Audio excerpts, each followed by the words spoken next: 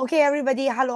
Welcome to seminar. Okay, our Form 4 seminar. Now, this year we do something very different. So let me brief you the whole thing first. Now, Form 4 seminar this year, we will cover chapter 1 and 2 only. And listen, I'm not Superman. So these 2 hours I can't cover the whole chapter. I hope you all understand.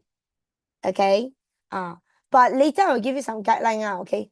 Now, so basically you can see the isi kandungan here. We only have 3 parts. That's why your nota very the nipis.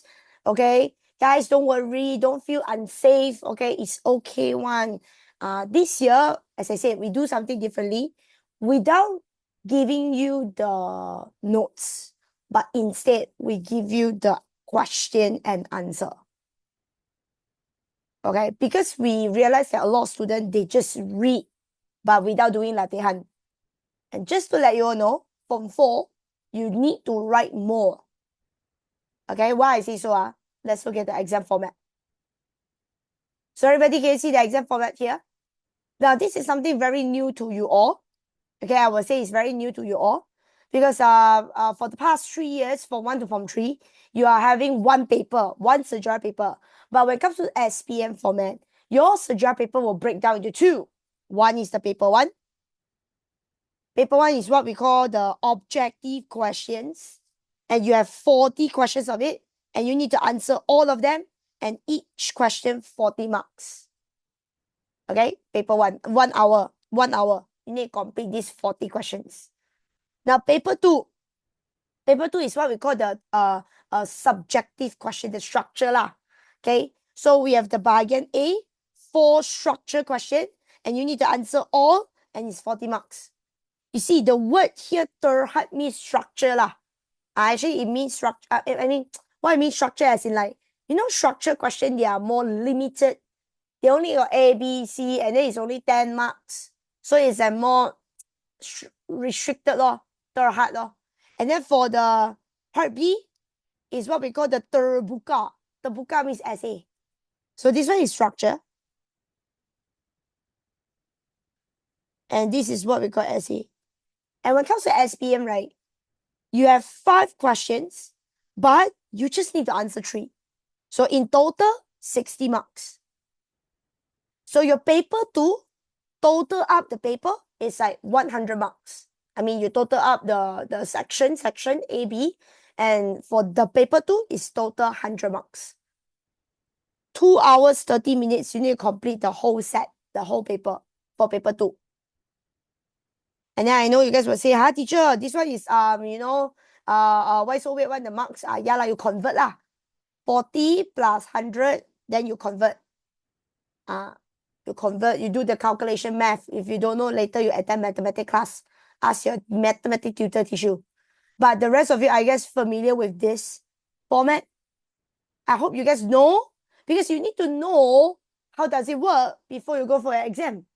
So everybody, can I encourage you? Time management is very important. So that's the reason why this year we don't give you notes and we don't focus so much on notes. I'm not saying that reading notes is not important, but sometimes you need some practical skills.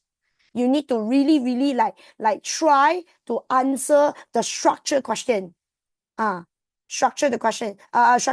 Do you know I do a calculation math? The ideal time to complete the paper 2. Do you know how much is it? Okay, I calculated it with the Form 5 seniors. I told them the ideal time to do one structure question for paper 2 bahagian A is 15 minutes. So if you use more than 15 minutes, it's actually very risky, because it might causes you not enough time to complete the 3 essays. You do a calculation math and see. Here got 3 essays, ma. 1 essay is 30 minutes. So 3 essays, 1 hour, 30 minutes. This one got 4. Then 4 times 15 is 1 hour. So total up 2 hours, 30 minutes. This one is like ngam. Like the moment you finish everything, okay, it's time to submit. Not even for you to check. That's like what I say the ideal time. Because I think you guys normally don't check lah. The paper that you only check is objective. Correct? So that's what I think. So everybody really encourage you guys to try questions and time yourself. So right now, when you do revision, you need to time yourself. Okay, this is very important, which is a lot of people missing out. So I just want to remind all of you. Everybody, so far so good with the exam format. If you are good, please press 1. Okay, fun fact. No question. Nobody asked me question because too early, right? It's okay. I assume you guys asked me, even though nobody asked me. Okay. Even though nobody talked to me, but I assume you guys asked me. Okay. Maybe deep down, some of you, deep down your heart, okay, deep down inside, maybe some of you are thinking, teacher, can I answer extra question? Because here got 5 and I just need to answer 3. If I want to answer extra, is it okay? The answer is yes. Yes, you can answer extra. But as I say, timing very important, yeah. So guys, do it when you have extra time. So, meaning when you do the essay part, got 5 you choose the 3 questions that you're very, very confident with. Like you very, very good at it. Then you write the 3 questions first. And then the extra question, you do it behind. And you do it when you're free. Like you really, really free. So don't force yourself too much. I guess it just a reminder for all of you. Okay? Yep. But for first timer, I normally encourage them to complete the paper already. Okay, our mission is to score as much as we can. And don't leave it blank. And then for the 40 question objective, don't tembak and then sleep. Some of you here, you tembak already, you sleep. So please don't do that. Okay, really, please don't do that. Now let's look at the syllabus here. Now for chapter 1, actually super easy. Actually, chapter 1 is very super. What am I saying? Chapter 1 is actually super easy because it's only 4 subtopics. So I will really encourage you guys to master it. And then your chapter 2. Okay, chapter 2 for your context. Today I'm not planning to cover Asia Tenggara, and 2.5 also not cover. I'm not planning to cover all these subtopics. Reason being too long. And really, really honest with you, 2.2, 2.3, 2.4, if you attended my normal class, I mentioned this a lot of times. These 3 subtopics total up is 13 country. 13 country, 13 negara. 13. Okay? 13. There are 13 countries history there. Personally, I don't think your teacher will ask everything lah. Especially some of you here, your school exam is until, I don't know, 5, 4, you know. So if your school teacher got more chapters tested in this term, I don't think they will waste their time to ask it. I'm not saying that they are not coming out, but it's not like every single country they will test. So it doesn't worth your time to just focus on this topic, this chapter. Hey, you know, if you really want to memorize all the 13 countries, it's a crazy one, you know. So that's why, can you see here? These are the general answer. I will encourage students to memorize, or the method to memorize. Okay, this is how I memorize all the 13 countries' history. I thought myself, back then, why suddenly that group of people suddenly nationalism? You can screenshot, don't copy down. Listen to me first. Okay, so 13 countries, why they are so nationalism? Why? So you need to remember in this way. Because of the king, or because of the penjajahan. So let's say it's because of the king. Example like China, Britain, Thailand. Is the reason why people go against the king is because of what? They don't like the king. Example like China, they are not happy with the king. They don't like the king because the king is too weak, and this and that. So you need to know. You see, this is how you remember. Because of the king, they don't like the king. So you need to tell me why they don't like the king and how they go against the king. That's how you remember. I believe by the time you remember they don't like the king, right, you should know the answer lah. Like example, China, they don't like the king because the king is weak. They letting the Western culture to come into China. So how they go against it is like Dr. Sun Yat-sen create a group and then blah blah blah go against. You know, the Sanminjuyi Tika principle, right? I believe you, as long as you remember, this is how you remember. Don't just blindly memorize everything. You will see the pattern one. Okay, the other hand is the king. the people support the king. So Japanese and Thailand. Yes, Thailand, very unique. So that's why I always encourage students, if you really want to memorize, like Thailand is very special, you can memorize. Philippines, don't ask me why. I just feel like Philippines very special. Okay, I just feel like reading it. And then the Western countries the rest are still okay lah. Okay.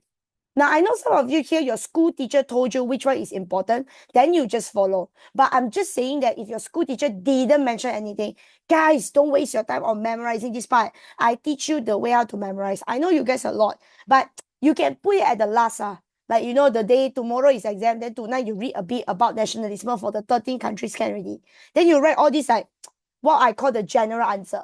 Because guys, the 13 countries maximum your teacher will only test 2 countries. Like really, really maximum. Some teachers I know, maybe your teacher want to torture you lah. Maybe 4. That's the maximum. Okay, so don't waste your time on this part. So for those who want to really memorize, okay, I teach you the fastest way. Normally for those countries that experience penjajahan, they will have the what we call level 1, level 2, going against nationalism. And you see, these are the reason why normally the country that going against the penjajah in the beginning stage is always fighting for small things. What I mean small things is like example like rights, economy, education, religion. Wow, come on, religion is one of the main reason last time. Okay, in the beginning, level 1. So these are all the common answers. And normally how they go against is physical attack.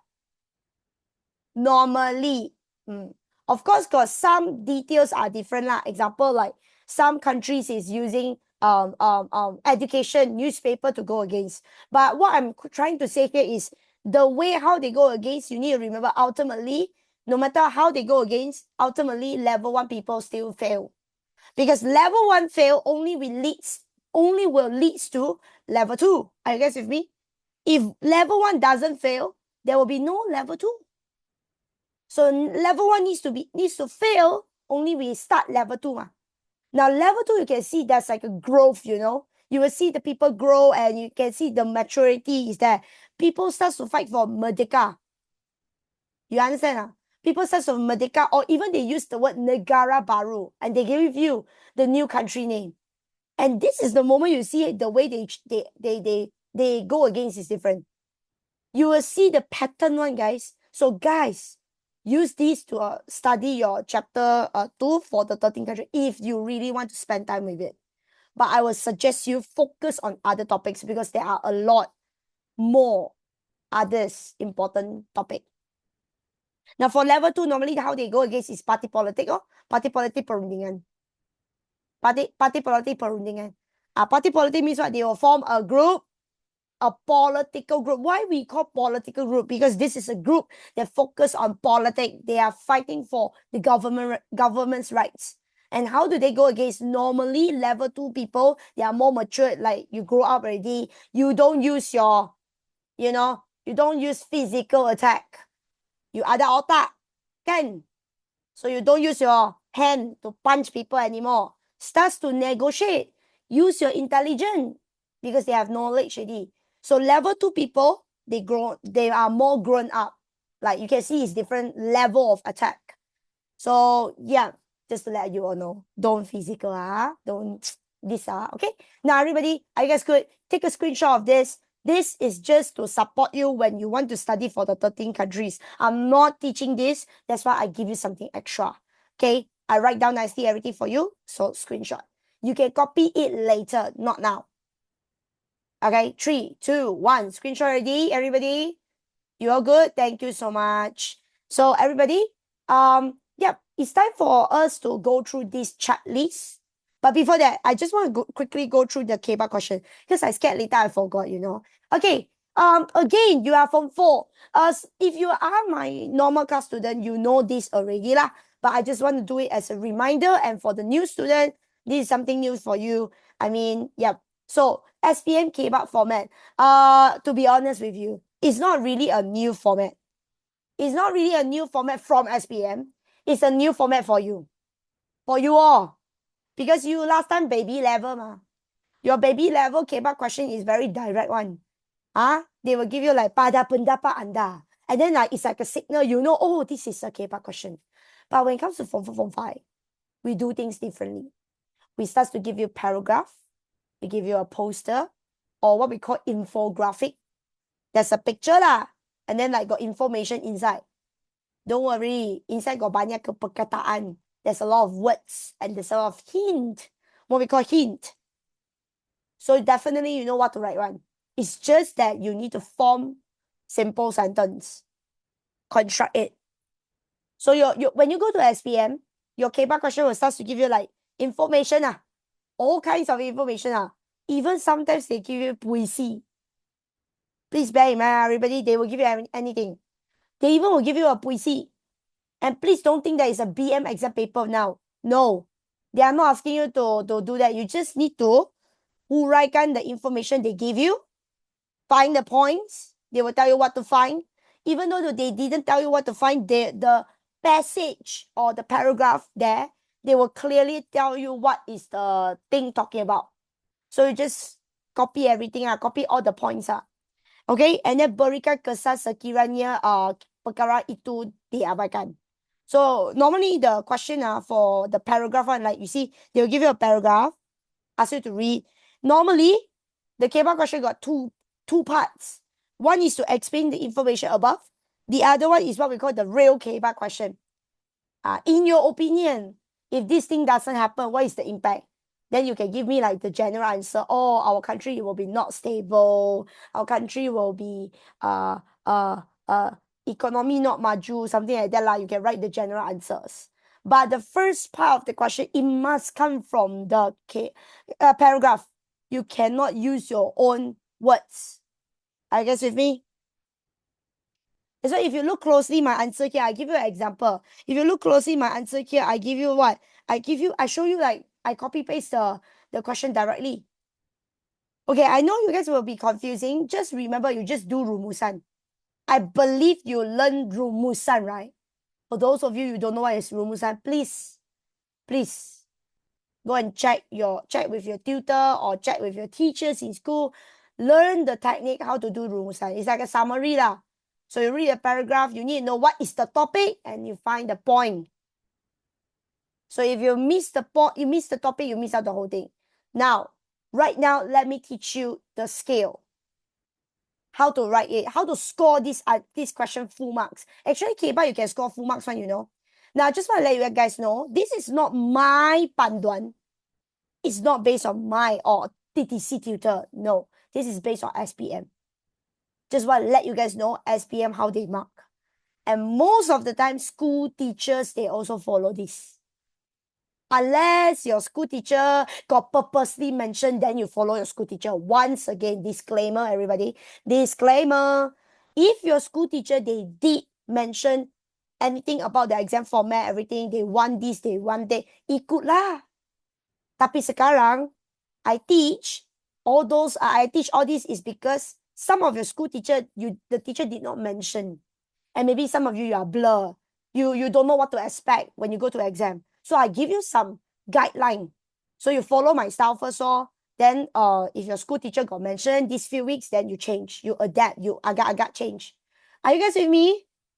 Don't like confuse yourself like, oh, your TTC teacher say this, my school teacher say that, so which one to follow? Always follow your school teacher. You know why? Your school teacher is the one that mark your paper. I'm not the one that mark your paper. I'm just here to help you. Yeah? Follow? Okay, guys, how to score full marks? Okay, I'm not gonna teach you the one mark skill lah, okay? I'm here to make sure you guys score as much as you can. So let me be honest with you. In your SPM, your SPM marker says that jawapan hendaklah lengkap. What does it mean lengkap? Lengkap means complete. Actually, it's complete sentence. So if you look closely, I did not give you like point form. Now, well, if you do latihan, the latihan give you point form. But you know lah, it's a complete. So that's why try your best to write complete sentence. Short, simple will do. And you need to give me 4 information, 4 kesan. That will be the ideal answer. I repeat, that will be the ideal ratio answer, you know. the pattern. 4 information, 4 kesan, combo, total A marks. That would be the best. But can you see they say if calon memberi jawapan 6 maklumat. Come on. If 6 information, 2 kesan only, you will also get markah penuh. Atau sebaliknya. Sebaliknya is 2, 6. 2 information, 6 kesannya. Now, this is what your SPM marker says.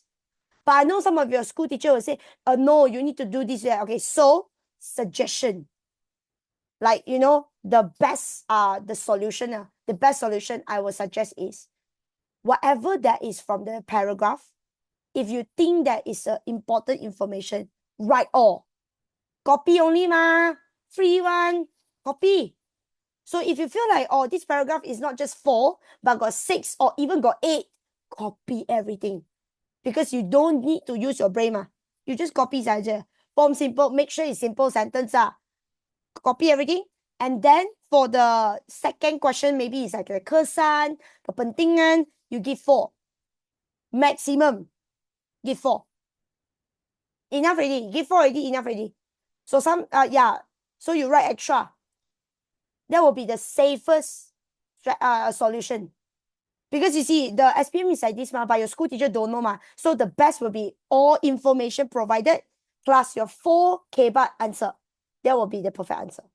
And I believe your school teacher will give you full marks.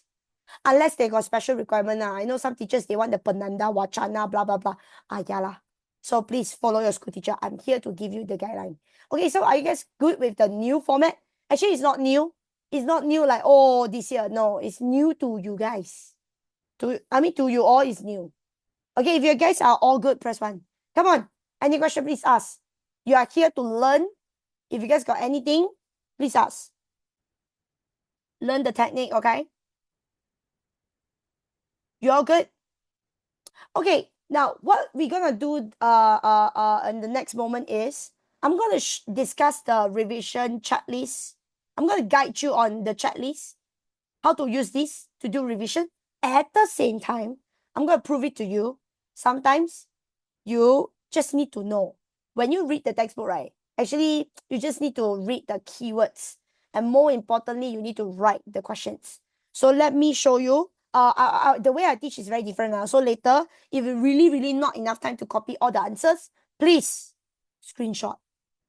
Because what we're gonna do now is I'm gonna review the checklist at the same time, review the question together with you. But let me adjust the screen first. Which is I will do things like that. So that you see my screen split into 2. On the left is the checklist. On your right is the question and answer. Now, of course, your book, there's no answer. The answer already uploaded at the website there. Linktree, you know where to download the answer? For those of you who don't know, go back to the link that you press to join a Zoom meeting. You scroll down there, there's a selection called download PDF notes and answer, something like that one.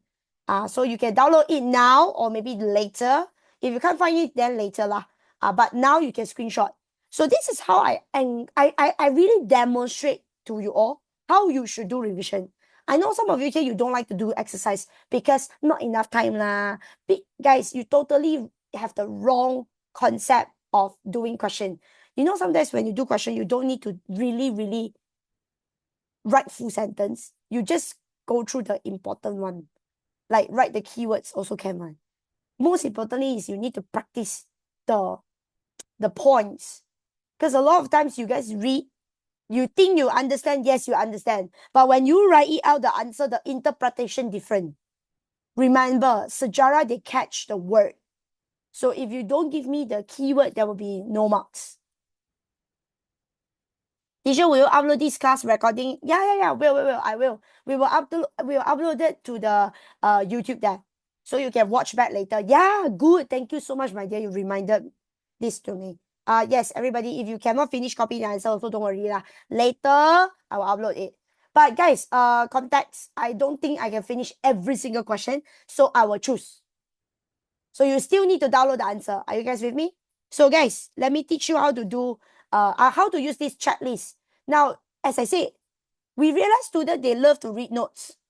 Okay, but actually you are not a reading person. You didn't notice this. What does it mean you are not a reading person? Based on the research, when it comes to learning, as a student, you learn, right?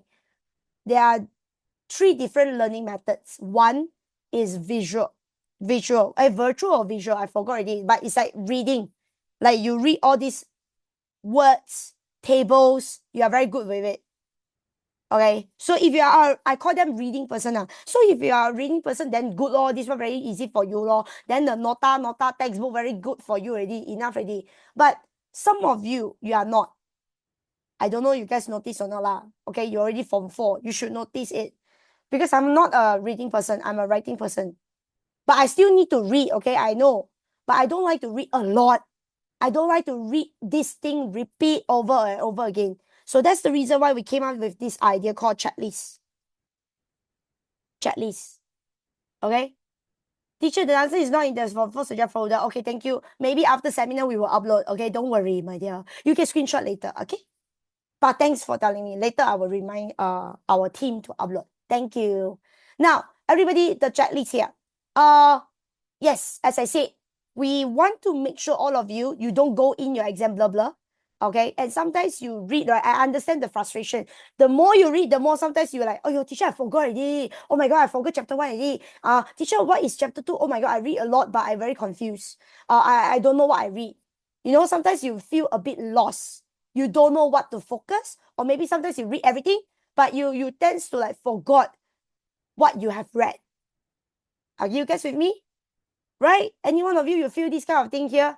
Okay, so that's the reason why we prepare the checklist for you all to check whether you really like, remember the key things, okay, without wasting time. Okay, so it's like a quick checklist. So for chapter 1, you got 4 subtopics, and these are all the important questions here. Number 1, you need to know chapter 1 is talking about the negara bangsa, warisan negara bangsa. So meaning forming a country and the people. Bangsa is people. Ayah, no wonder I cannot lah. Sorry, I thought that I using this highlighter here. Then I thought I using this, but I cannot use. I don't know why. It's okay. I'm gonna write it together with you. Your chapter 1, the country is called, the topic is called warisan. Warisan negara bangsa. The word bangsa means the people. Just like what we call the Malaysian. Okay? So, the chapter 1.1 here is telling you, when we form a country, when we talk about negara bangsa, this concept, this history background, you need to know before Western people take over our country, before your British, before your Portuguese, before your Belanda, all these Westerners, they entered into our country kingdom here. Yeah, do we have country? The answer is yes. But it's just that we don't use the term. We don't use the term to describe it. We use the word kingdom. So you need to remember a few Alam Melayu kingdom. Are you guys with me? You need to know a few Alam Melayu kingdom. Example, Sriwijaya, Funan, Champa. Are you guys with me? Sriwijaya, Funan, Champa, Majapahit. These are all the common ones. Your Form 2 Sejarah. So if you remember all these kingdoms, you take over here. So my suggestion will be, can you write it down? Funan, Champa, Sriwijaya, Majapahit. I write the short form for you all. Okay, chapter 1.1. Now, the second part is the most important thing. Ciri-ciri negara bangsa. When we form a country and the people, it's like combo negara bangsa. So when we form a country, what are the characteristics? Now, when we talk about the characteristics, it's like 1, 2, 3, 4. And that's a way to remember it using your common sense. Everybody, when we say form a country, I told you back then we don't use this term to call country, to call negara. Okay? Back then we call kerajaan. I want you guys to look at the word kerajaan. The kerajaan there already give you a hint, telling you that what are the characteristics or what are the key things that you need to have when you form a country, the kingdom. The answer is the king. You need to have a king. That's why it's called kerajaan. And you need to have the citizen in order to form a country. Correct? Or else it's very weird, the king only. And so the king and the country, and you need to tell me how they control it. You need to have a law and the land, the area. Now listen here. The word pengaruh, it means influential. Influence. In other words, means that they are not controlling every single land. They only have the power to control those areas that is under his influence. So if the people listen to me, then it's owned by me. Like, like the influential power. Okay, and lastly, this one is something extra. Okay, it's about the kesetiaan, the stone. So you help me to draw. Okay, sorry, I draw until like a grave, but like a tomb, right? But the stone is really a stone. Okay, it looks like this. Okay, okay. No, it's not square. I remember it's something like oval shaped one. And then like there's a curve here. Yeah. Okay, you know, right? Every time objective, sometimes they will love to show you the picture, the stone, and they will ask you, Sri Vijaya, why they have this stone? Always remember to choose this answer, kesetiaan. So everybody, shall we look at the real life exam here? You see, you know that yes, Telaga Batu, inscripsi Telaga Batu, correct. So you see, when you know the thing already, you know these are the important questions that you need to master. So you need to practice it out. Now, I understand when you read the nota, when you read the textbook, you see a lot of huraian. Correct? You see they give you a lot of points, but you can't finish it. And again, this is what I usually tell my students. Kalau tak boleh, it's okay. We are not we are not perfect human. No one is perfect. So you practice memorize 2 to 4 huraian. 4 will be the maximum. You know why I know all these things? Because I myself, this is the way how I study my sejarah. Okay, and if you practice this, of course, if you got the tips, you know that this question will ask, then you memorize everything lah. But if really cannot, really 2 to 4 points enough already. Because you got so many things you need to focus. So don't waste your time just to memorize one part. So you see, when we explain the king, I give you 2 to 4 points, like 2, 3, 4. Maximum is 4. So kalau tak boleh, 2 lah. 2 boleh already. So you see, this is the explanation here. They're giving you the king. See, when we explain the king, remember? The king here. So you need to tell me it's tonggak utama kerajaan. That's how you study. So you need to, or you know that the king will ask, they will ask you the king about the king. Okay, the king, very important. The king is the main support, is the main foundation for the kingdom, correct? Tonggak means support, the tiang support, the pillar of support. He's the main one. And the king needs to be loyal by the citizen. The king is the holy one. Suci, holy, unique. Okay, wilayah pengaruh. Wilayah is a place. For your context, wilayah means kawasan. Now, how do you describe pengaruh? The word pengaruh means the citizen accept. The citizen accept and memperakui, recognize pemerintahan seseorang raja. Now, why I purposely circle the 2 words there? Because based on the marking scheme, actually you will get 2 marks. You can actually separate the answer. Wilayah pengaruh ialah kawasan yang rakyat menerima pemerintah raja. Wilayah pengaruh ialah kawasan rakyat memperakui pemerintah raja. You can actually separate them. But if you want to combine, also can. But as I say, follow your school teacher. Follow your school teacher. So the reason why I give you, I put it as a 2 marks question because memang got some teachers, they mention this. 1 point, 1 sentence. That's what happened to me. 1 point, 1 sentence to, last time my teacher asked me to do so. And if you put dan, My teacher last time will counter as one answer. So you need to listen to your teacher. But in SPM, not so strict. So we don't care about SPM first. Focus on your school teacher. Okay? So if your school teacher okay with done, then here you got 2 marks. If your school teacher don't accept the done, then only 1 mark. Okay? Then you give me a contoh. Contoh is what? Funan. Funan is a big area. Wow, very good, man. Easy for you to memorize. Wilayah pengaruh yang luas. Are you guys with me? Wilayah pengaruh yang luas. Now for the citizen. Citizen, don't tell me manusia, okay? Citizen is the penduduk dalam sesebuah wilayah. Penduduk dalam sesebuah wilayah. Actually, you can get 1 mark already. And then the setia kepada raja tidak mendahaka is another 1 mark. You say rakyat setia kepada raja dan tidak mendahaka. Contohnya, rakyat Sriwijaya do this ceremony and they drink the air sumpah. Okay? So this one is Funan, Sriwijaya, do this. 3 marks that. Now, undang-undang. Now, undang-undang is law lah. You don't need to explain law, but you need to tell me that why do we need to have law in our kingdoms? To make sure it's peace and harmony. In this case, they use the word kesejahteraan. Don't use other words.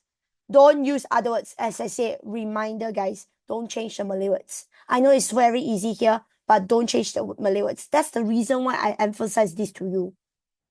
Take it as a reminder. Circle it. Write it down. So for those of you, if you really want to copy my answer, you copy the keyword that I highlighted to you. You copy the word that I highlighted now is all the keywords. Dipakai di seluruh wilayah pengaruh. The law applies to all the area that is under the Alam Melayu in charge and menjadi panduan. What does it mean menjadi panduan? Guidance, guideline. Don't change the words. And regarding the stone, right? The Sriwijaya, how they make the people, how do they, because your Sejarah says that, they will do a ceremony to show their loyalty. So prove that their loyalty. So how do they prove? So they will do the ceremony. Then you just continue here. Kesetiaan rakyat kesejahteraan kerajaan Sriwijaya is doing this ceremony. They will do this ceremony. And they will pour the water and drink the air sumpah. So how they pour the water, they will pour the water on the stone. And then so that the citizen will drink. That's how they show their loyalty. So everybody, so far so good for the 1.1. Very easy, very straightforward and direct, correct? So for those of you who want to screenshot in now. That's the thing that you need to focus.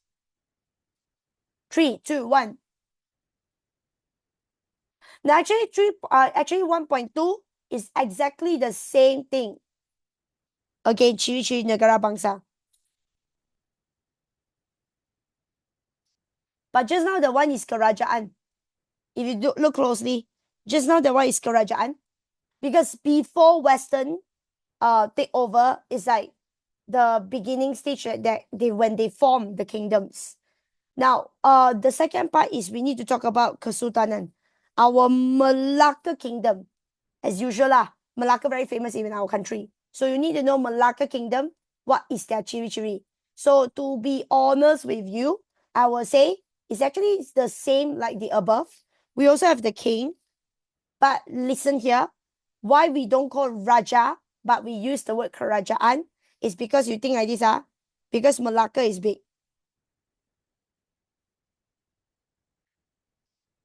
Malacca is very big empire, so they cannot just having one king, but they must have a system pentadbiran.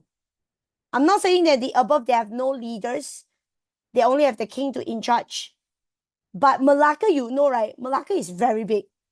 So when it comes to the leadership and management, it's not just the king. It's not just that few leaders. It's a lot of them. That's why we purposely use the word kingdom to symbolize that, wow, they're very strong, they're very big, they're very gigantic, their empire back then. Are you guys with me? So you see, the king, the government, basically, the government, the citizen, the law, the area. Basically, they copy paste from the above. Okay, now we have the number 5 and number 6. Now the sequences is not important. I did, but just to show you, this is the way how I memorize. Okay, this is the way how I memorize. The leadership, who is our leader, the king and the leaders, the citizen, the law, and the area. These are the standard point. But Malacca, I told you, they're very big. So there must be something extra. So point number 5 is talking about power. Power and the authority. And point number 6 is talking about the symbol to show that Malacca is so strong and big, so powerful. So what are the things that the royals will wear or to show their greatness? So I purposely choose this question here. Kedaulatan and Lambang Kebesaran. Let's look into these two contexts. Because the rest, right, is almost the same. It's just that you add on some points for Malacca. Okay. Now for Kedaulatan over here. For Kedaulatan is about authority, sovereignty, 主权. So how do you describe it in Malay? It's called greatest power. In Malay, it's called kuasa tertinggi. I told you it's about power, so it's kuasa. And when we want to say the king is very important, very powerful, we say that the king has the greatest power.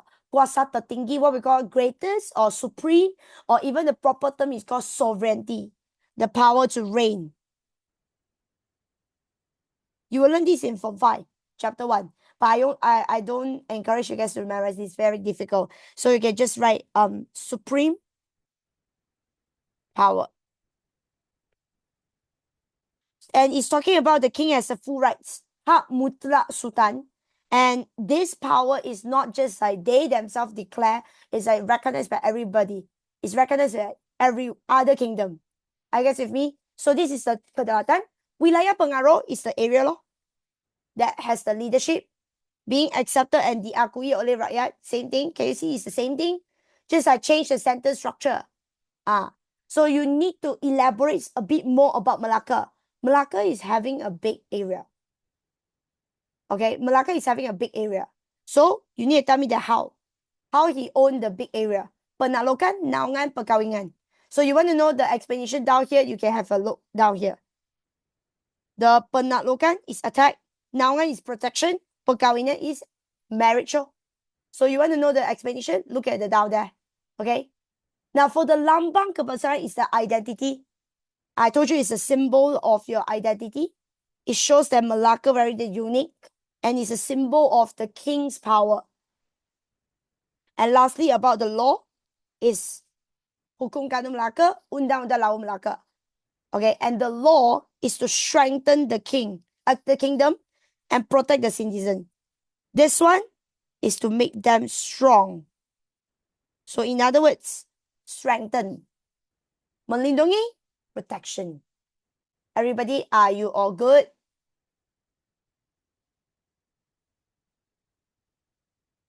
And now we are coming to the very important one, which is the 1.3. Actually, in your chapter 1, 1.3 is the longest.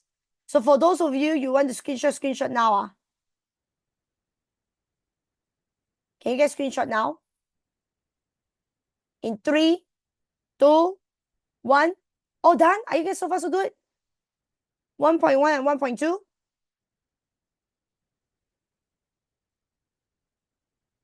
If you are all good, press 1 now.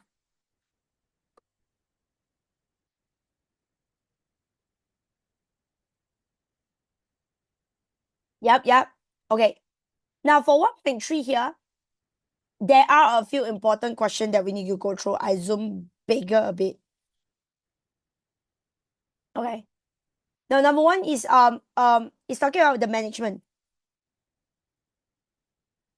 Now you know all the ciri-ciris already. As I said, Malacca very famous.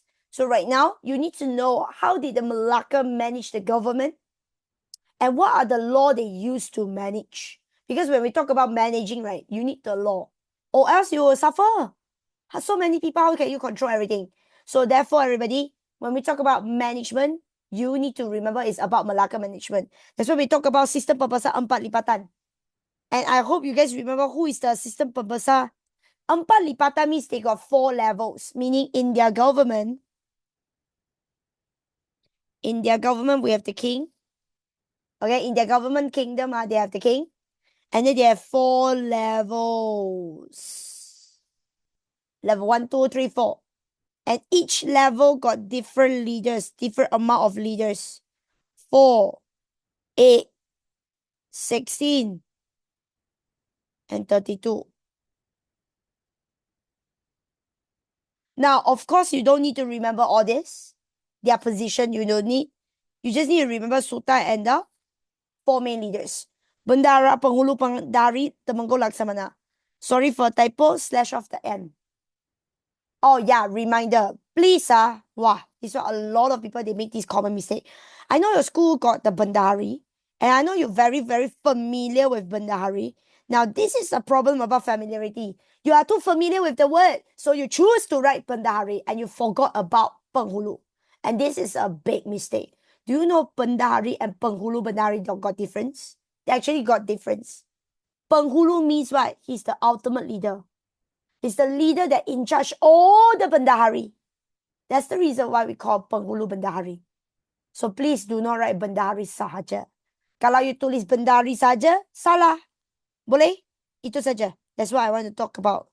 I want to talk about the leadership. I'm not going through the details, guys, because this one is something from Form 2. So semua ini, all this on your left-hand side here is about your Form 2. So we will not spend time on that part. Okay? So I want to mention on the law later. But before that, just a quick one, guys. For context, Malacca is very big. So they will break down into 2 management. One is the central government. Central government, I told you, the central government got the king. The king is there. Hello? Central government, the king is there. That's the reason why we need to talk about the bendahara. We talk about the financial leader, Penghulu Bendahari. Keselamatan is the Temenggung and Laksamana. Okay? How did they manage all this place? So the king plus the 4 main leaders is handling the central government.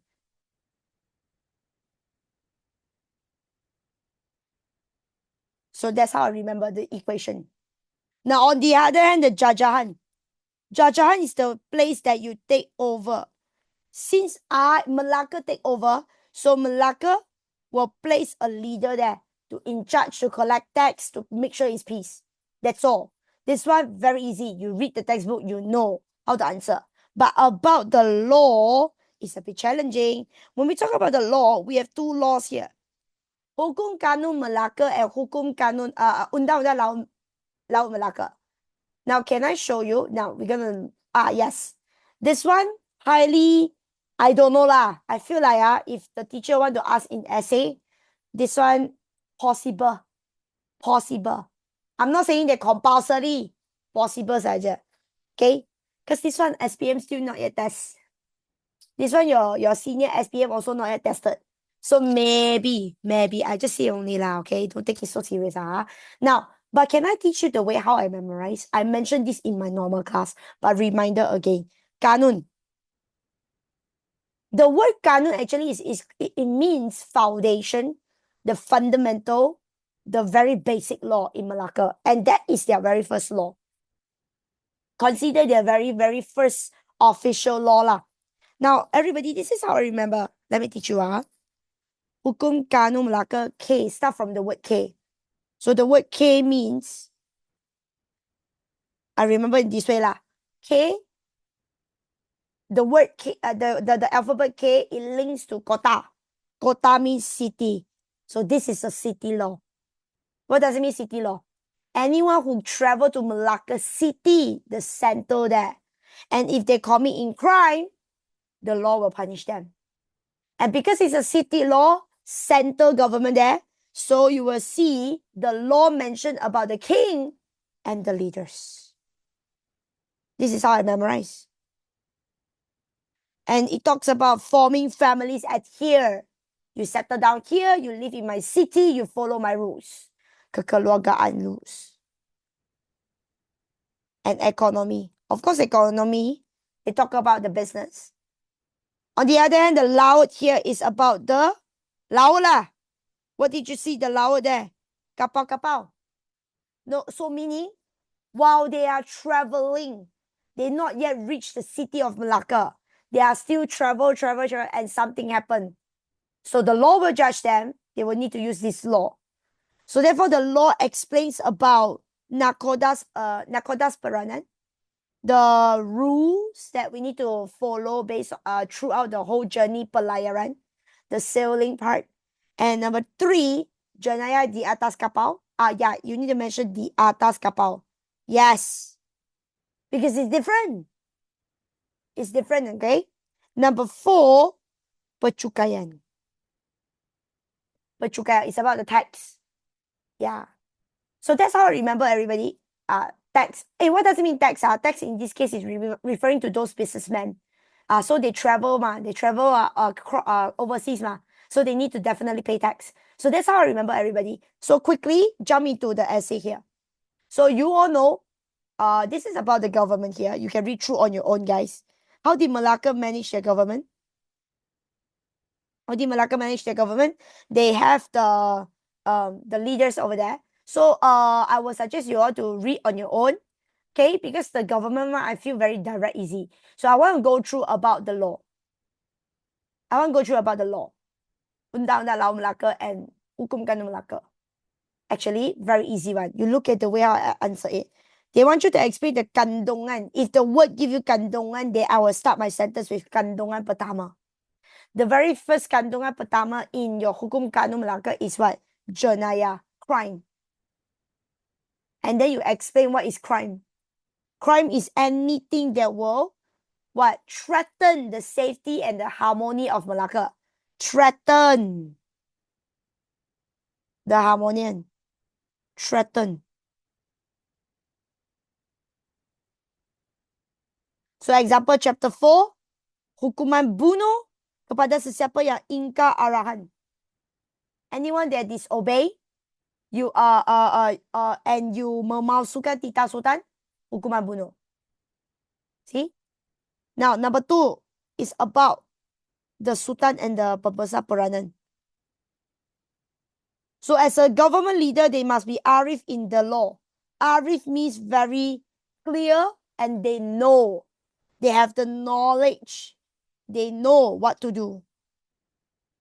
They must be very, very good with the knowledge. Like they know what to do. They know how to execute the law. So chapter 1, they explain about that. Now listen, fun fact. If you cannot remember the fasal, it's okay. Jangan stress.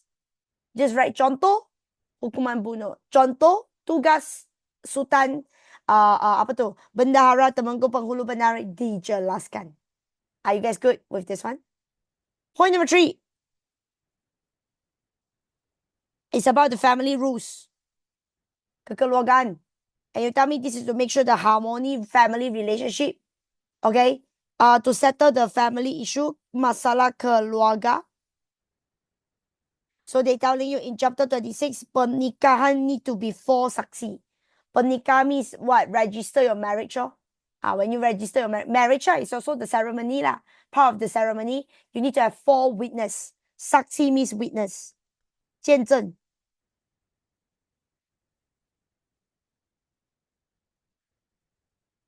Are you guys good? And number 4, the activity economy.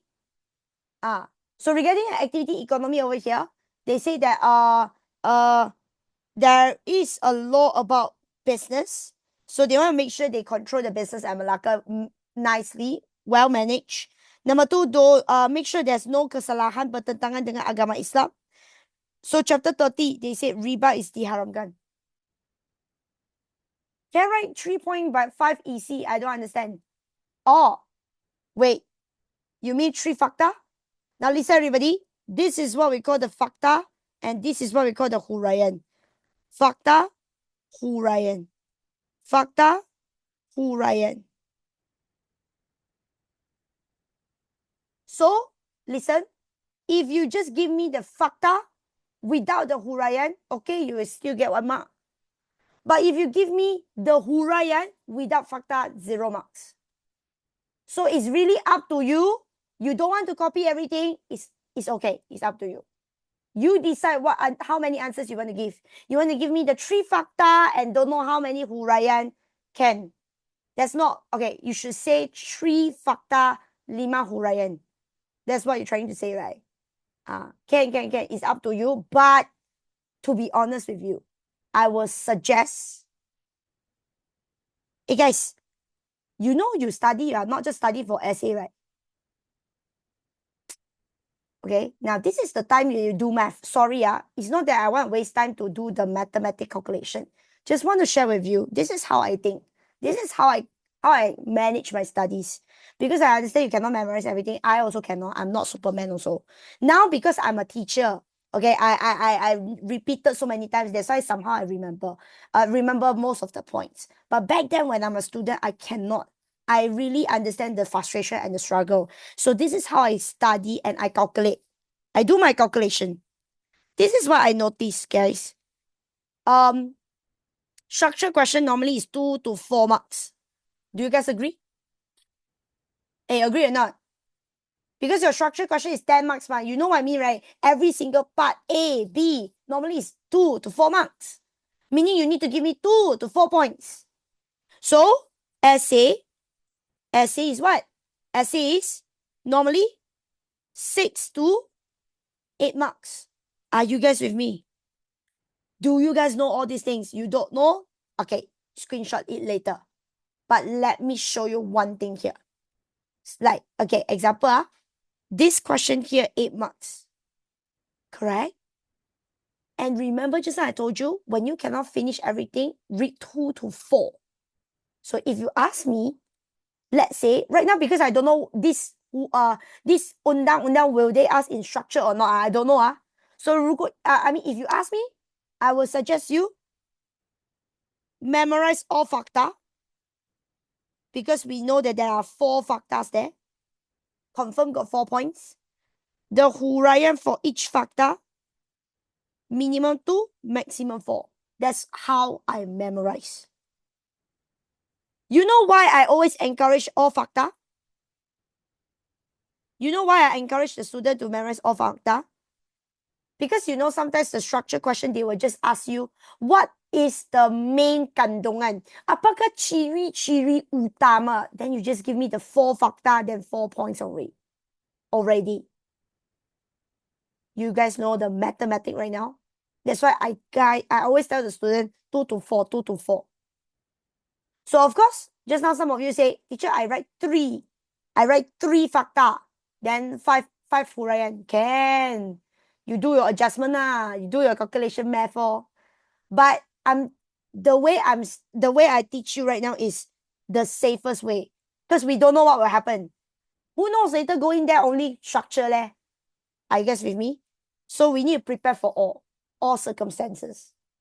This is how I studied back then. Okay, I know you guys will say, but teacher, it doesn't make sense. You see, if let's say essay, I only memorized 2 huraian, and then the essay asks 8 marks, then I rugi lor. Where got rugi? No rugi.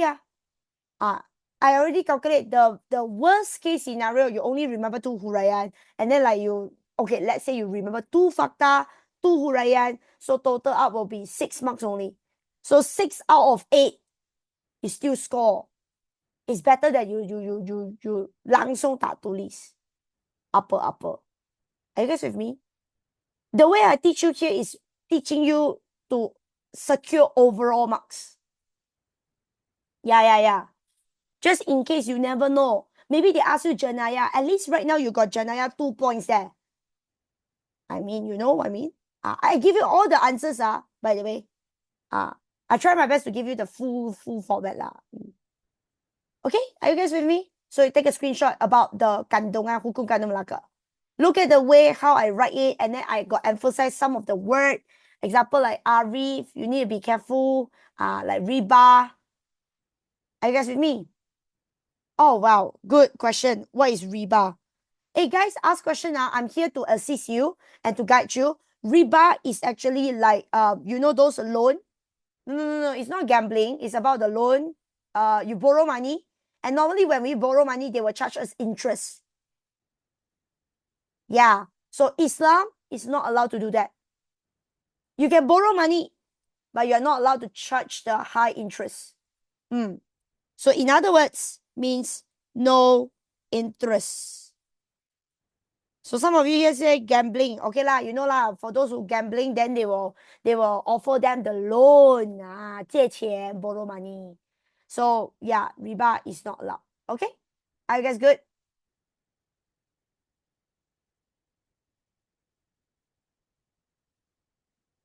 Can I write setiap pembesar mempunyai peranan? For which part?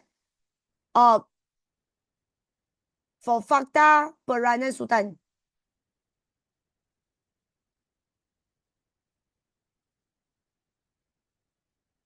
No.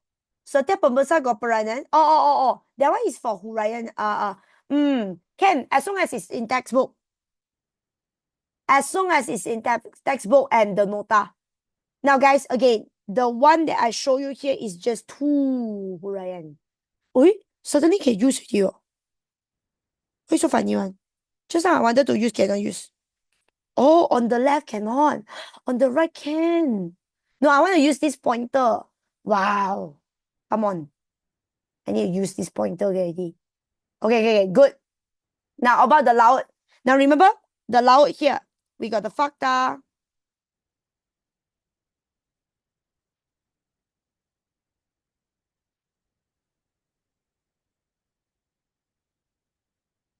And the rest is all the huraian.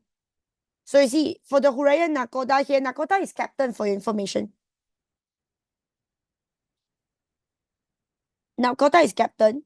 So captain is very powerful. It's just like a king during the whole journey, and everyone needs to follow the rules and regulation, or follow the order of the captain. So based on the chapter 13.1, if you don't remember, it's okay. Nakoda perlu diberi keutamaan. Okay, the nakoda captain has a special power to do business for 4 days. I know it's a bit random, but this is to show you he has the power to do everything he wants. Okay. Now, of course, there are some restriction also lah, but they didn't tell you. Now, the second part here means other than the captain, what are the other rules? What are the other rules or the other members? You know, throughout the whole journey here. So, basically, they say we want to make sure the whole journey is lancar dan selamat. So therefore, Malim, this leader is a leader. Malim is a leader. So draw a stickman there, remind yourself. Malim is a leader that needs to be very arif in the sailing knowledge. And this is what the law says. If the Malim lalai, if the Malim careless, okay, when they're doing their job and causes there's a kerusakan or maybe just an accident. The kapal langgar something, nobody dies. It's just kerosakan happen. Hukuman bunuh. That's how serious it is. Malim, the one that give instruction, the one that very observant, know what is happening, you know, at the ocean there. You know, like when you sail the boat, then you need to see the wind, the condition, turn left, turn right, give instructions. So Malim is the one that give. Captain is like the king. Yeah, he's the ultimate leader, but he did not go and really do the work. Hope you guys understand. Now, when there's an emergency, the captain will take over and in charge. Okay? So, jenayah di atas kapal is to make anything that threatens the safety of the kapal. So, if someone kill person, kill someone in the boat, if anyone kill someone in the boat, hukuman mati. Percukaian, they say our Malacca law says that it's very systematic and adil. Nakoda will decide how much of taxes that need to be charged on the penumpang, and normally is 1/10. Normally is 10%. Are you guys all good? And 1.4. 1.4 is actually very important. 1.4 is actually very important. It's about the citizens' relationship and the leaders. Like, what's the relationship? And also, you need to know what's the peranan. Peranan pemerintah dan rakyat. So first thing first, you need to know what's their relationship. It's a wa'adat. So what is wa'adat? Wa'adat on your right hand side here. See, wa'adat on your right hand side here, we do mention. Pengertian wa'adat. Wa'adat means agreement. It's an agreement that between the normal citizen and the leaders. Pemerintah means leader. Diperintah means being lead. Okay, I should say follower. Yeah. It's an agreement between the leader and the follower. So you can even give me like further detailed explanation, like contoh. It's an agreement between Demang Lebar Daud and Sang Sapuba. So just in case you guys don't know, who is the follower? Follower is the daun. Remember, there's a lot of leaves. Just like citizen, our amount is a lot. Sang Sapuba is the king, the leaders, the royals. Teacher, can I write the word perkawinan if I forgot the word pernikahan? Again, I don't recommend you guys. If you ask me, I would say it's a no. You know why? Because we got many students here from different school, different background. Actually, some school teacher, they're very particular in words. I told you, this is sejarah. If you just explain, we are not writing BM essays. You need to give me the key point. And the point is pernikahan, you change the word, your teacher might not accept. Some teacher, they very nice, they accept. Actually, I do have some students, they told me, I write perkawinan or teacher. Because the fakta also perkawinan ma. So I write perkawinan. Well, I would say it's depend on teacher. So if you ask me, for me, it's a no for me. Personally, no. Later, I will show you another example, which a lot of school teacher, they explain in English, and the Malay word is a bit different. Later, I show you. It's about this topic, very fast one. Now, okay, everybody, you guys know follower and the leader already lah. So remember follower, we have a lot of followers. So follower is leaves. Sang Sapuba is the leader. Okay? You know what's the relationship now? And now you need to give me the contoh or siapakah the pemerintah and the golongan diperintah. Who is the leader? Who is the follower? In Malacca, based on Malacca Kingdom. So citizen the golongan diperintah is the citizen and the hamba, and golongan pemerintah is the sultan, pembesar, kerabat, diraja, and ulama. It's all the important leaders. Okay? Now, the last part here, this one, another important question. Put a big star. Or big star is the law. Now, peranan. Peranan. Okay, peranan sultan and pembesar, I believe you guys can do it. As a king, sultan, what did he need to do? Protect and, protect the people. Perpaduan. Introduce the law. See, very easy ma. Now, as a pembesar, what did he need to do? Become a middleman. Menjaga keamanan. Collect the tax. I feel like this is very easy lah. Very common. But when it comes to citizen, also very easy. Because you guys know, as a citizen, we need to be loyal. As a citizen, we need to follow the law. Now, you see, this is what happened here. Because the school teacher, when they explained that the king creates the law. So automatically people will think like this, the king creates the law, the citizen follow the law lah. So they will write mematuhi undang-undang. Now, this is the point. I kena before. I teach the student, I myself also, I write wrong lah. I write mematuhi undang-undang. And do not betray. I write together with the students. And when the student go into exam, they write mematuhi undang-undang. Cikgu bagi salah. Some school teacher, okay. Some school teacher, no. And they open up the textbook. And they tell the student, buku teks tulis arahan. You tulis undang, so salah. And the student tried to argue with the teacher saying that it's the same, it's the same, it's the same. No, it's not the same. Actually, it's not the same also. Law is law. Order is order. It's different. So if you ask me, teacher, can I just write perkawinan? Perkawinan is marriage. Pernikahan is part of the marriage, but it's not marriage. So it's also different. So again, if you ask me, once again, I remind everybody, no means no. Patuh means follow. Like you follow the law. You mematuhi undang-undang. Right? You learn this word, ma. You follow the instruction, you follow the law. Mematuhi. So the word patuh is mematuhi. Mematuh. He. You add the imbuhan. Are you guys with me? So this is the keyword here. I want to remind everybody. Arahan. So become a soldier. Become a, yeah, you can remember all this now. Are you guys good with this one? Yeah, that's all with the chapter 1. Everybody, are you guys good?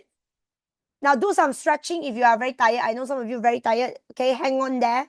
We're going to end on time. Okay. As I said, I'm not going to go through every single thing of the chapter 2. But are you guys so far so good? So you see, guys, this is literally the way how I do revision. But it's just that back then we have no checklist. There's no checklist last time. But this is how I will do. I will do question and I look at the answer. And what I will do is I will take another draft paper. Okay, this is the question answer, right? I will take another draft paper, not to copy the whole sentence, because I'm a lazy person also. So what I will do is I will write down. I will scribble something like, on the paper. I will write it down. Okay, what are that? It's a perjanjian. Okay, about the follower and the leader. I will write it down. Because I make sure that I write the Malay word. Really, guys, I write the Malay word. Because my BM not so good also. So practice. And don't worry about the sentence structure. As long as you form short, simple sentence, it will be okay. It will be fine. Okay. Now your school teacher want the selai itu penanda wacana, do it for your teacher. But in SPM, not that strict. Are you guys good? Don't stress. Okay, one. Okay. You are good. You are doing fine. Now everybody, let's look at this one here. Maksud nasionalisme. Okay, chapter 2, let's go. Chapter 2 is about nationalism. And you need to know what is nationalism. Let's quickly do this. Chapter 2, nationalism.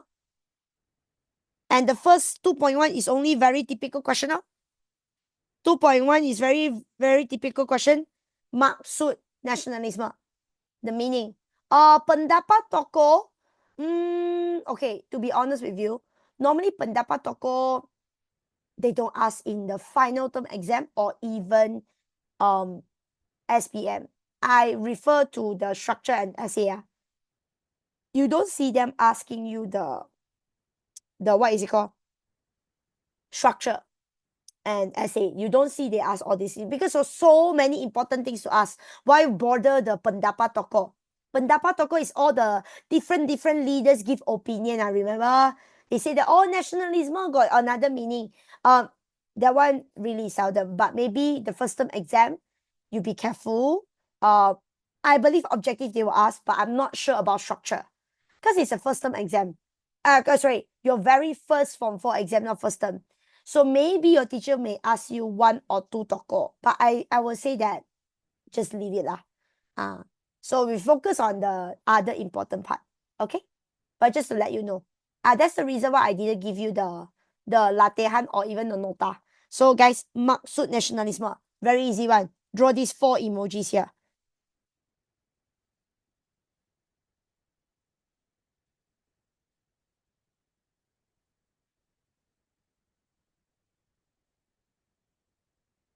So 4 emoji. Actually it's 3. So the meaning of nationalism is actually all started from your heart. That's why I draw a heart. Nationalism is like loving your country and the people. But you love, and this change your thinking. And you start to have semangat kebangsaan. You start to aware that you are part of this nation, this country, and you need to do something for your country. So therefore, it triggers your nationalism spirit. Kebangsaan, nationalism is the same.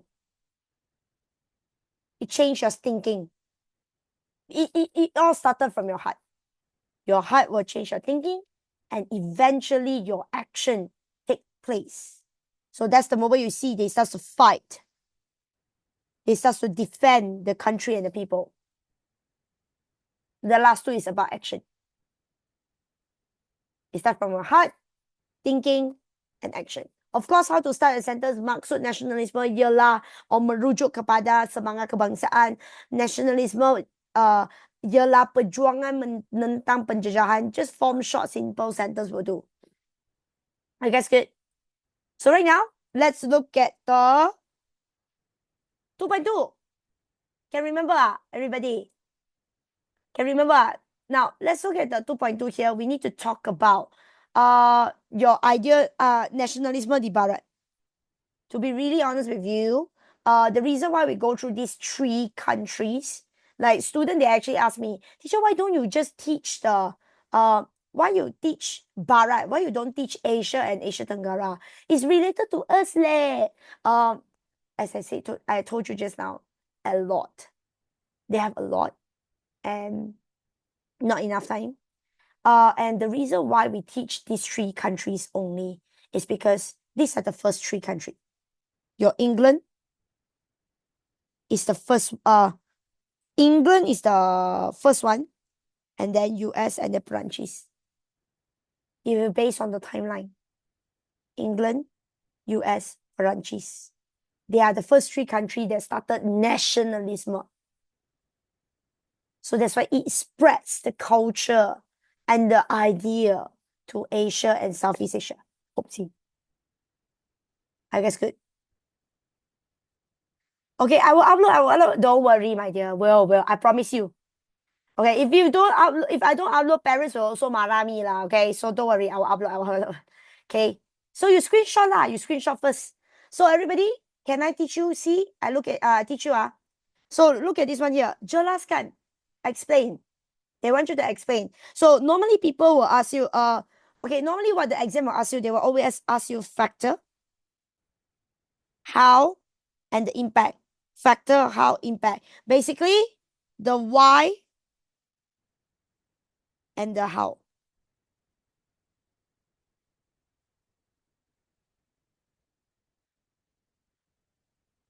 Do you remember just now I showed you the format? Do you remember just now I showed you the format? I call that format. Okay, I show you. I go back to the page, but you need to let me adjust. Remember just now I showed you this one here? I told you guys that the reason why you need to ask yourself, when you study, when you see the question asking you nationalism at where, I don't know what country, let's say right now, let's look at the context of England. You need to ask yourself why we need to study nationalism in England and why suddenly they do all these things. Put yourself into that situation. Imagine you are England citizen. You are the England people. Why your country started this nationalism idea? Why? There must be a reason why. Is it related to the king or did they being berjajah? Ask yourself, did England being jajah oleh other people? Did they experience colonization? Come on, they become the colonizer lah. What they colonization? They are the colonizer. They colonize other people. Your England, they don't have penjajahan. So it's definitely not the second one. Is actually the king. So you need to start to remember the story. Okay, did they like the king or did they don't like the king? I told you British, they don't like the king, and you need to know the why and the how. Ultimately, it's about the why and the how. But before that, you need to remember this mode. And you can use your common sense. Actually, you know the story one. So remember the format lah. Are you guys good? And now let's look at the why and the how. Let's go back to this part here. So let's look at the why first. Let's look at the why. Let's look at the why for all the countries. So Revolusi Keagungan is actually the England one.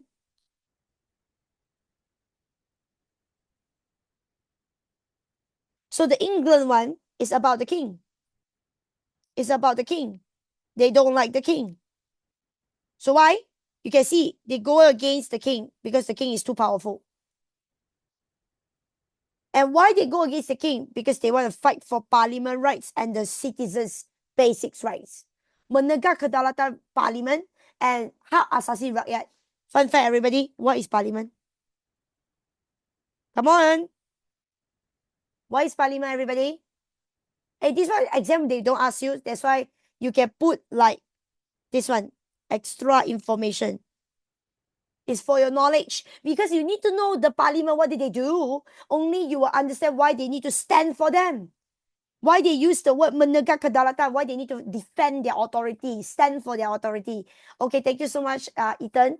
国会, yes, parliament is actually a meeting. Can you guys elaborate? This national meeting, what is their function? Why the people gather in the meeting? Hello, you know, you are all Malaysian. You should know what did they do. In the meeting, what do they discuss about? Very important thing. Start from the word you. Give me the word. Come on, fill in the blanks.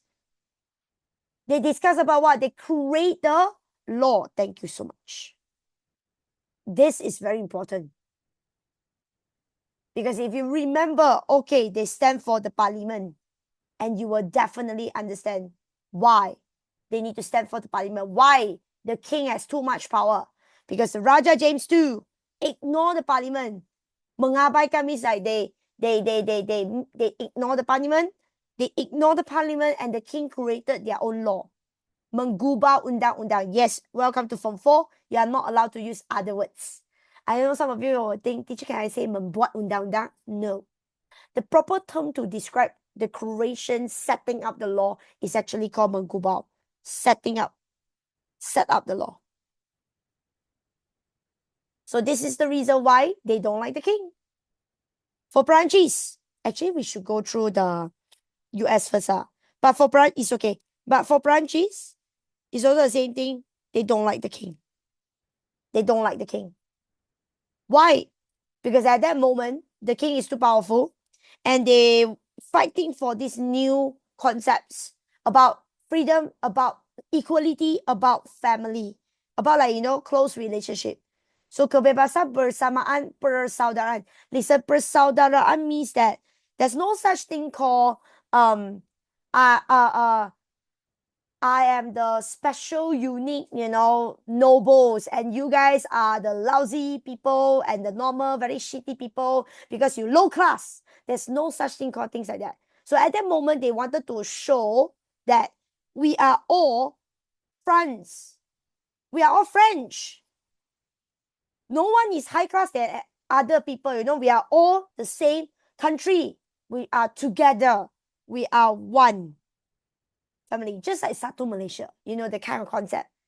Persaudaraan means like make everybody come together as one. We have the same identity. No such thing called you are the rich people, you high class. Then I'm a normal citizen, so my position, my status is like it's like a dirt, it's like a shit. No.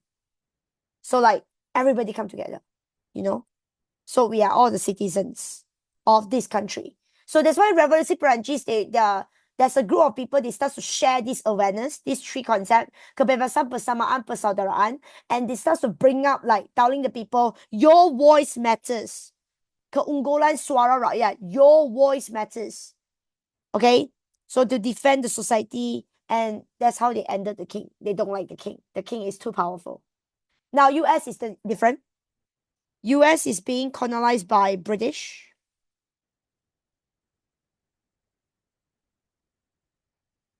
So that's the reason why they are because of penjajahan. But listen, because US they are very clear with what they want. So yeah, they are very clear with what they want. In the beginning, they already want merdeka. They are not like us. We are like a baby infant.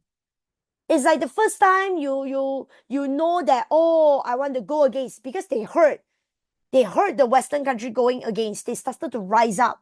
They have the new concept. So we started to like copycat, copy paste.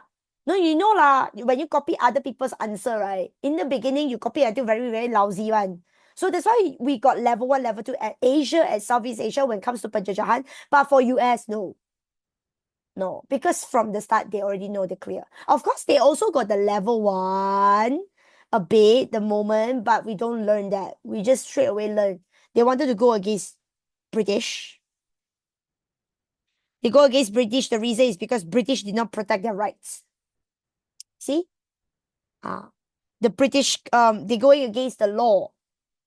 And they're going against the law. Example, Aktate. or even like akta stamp, akta apa tu perkapau lah, or pelayaran, sorry. So yeah, they're going against all this law. Okay, and they say that there's no wakil America dalam Parliament British. Once again, what is Parliament? Parliament is to, come on guys, Parliament is to create what?